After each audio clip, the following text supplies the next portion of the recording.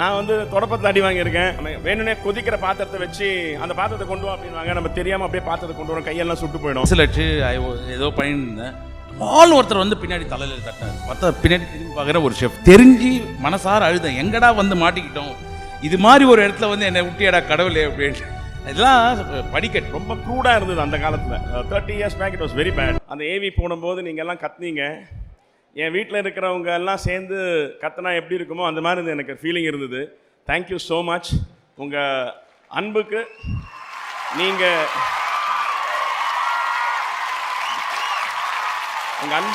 நீங்கள் என்கிட்ட என்ன எதிர்பார்த்து எனக்கு இந்த மேடையில் இந்த இடத்த கொடுத்தீங்களோ அதை நான் என் கடைசி மூச்சு இருக்கிற வரைக்கும் கண்டிப்பாக கொடுத்துக்கிட்டு இருப்பேன்.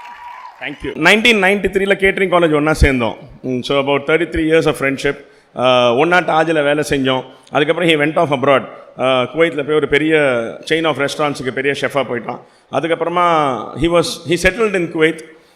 இந்த டிசிடிசி சீசன் 1 ஆரம்பிக்கும் போது 2024 என் கூட ஜட்ஜ் பண்ணுறதுக்கு என் வேவ்லென்த்துக்கு ஏற்ற மாதிரி ஒரு ஆள் வேணும்னு நான் வச்சுட்டு இருந்தேன்.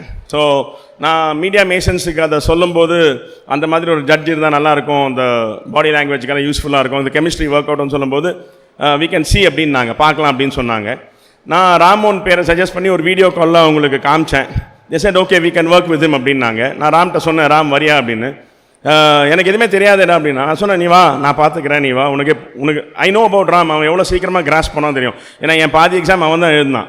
ஸோ என்னை விட ஃபாஸ்ட் லேர்னர் அவன். ஸோ ஐ டோல்ட் ஹிம் வா அண்ணே. He came gracefully accepted and came. So that's why he is here.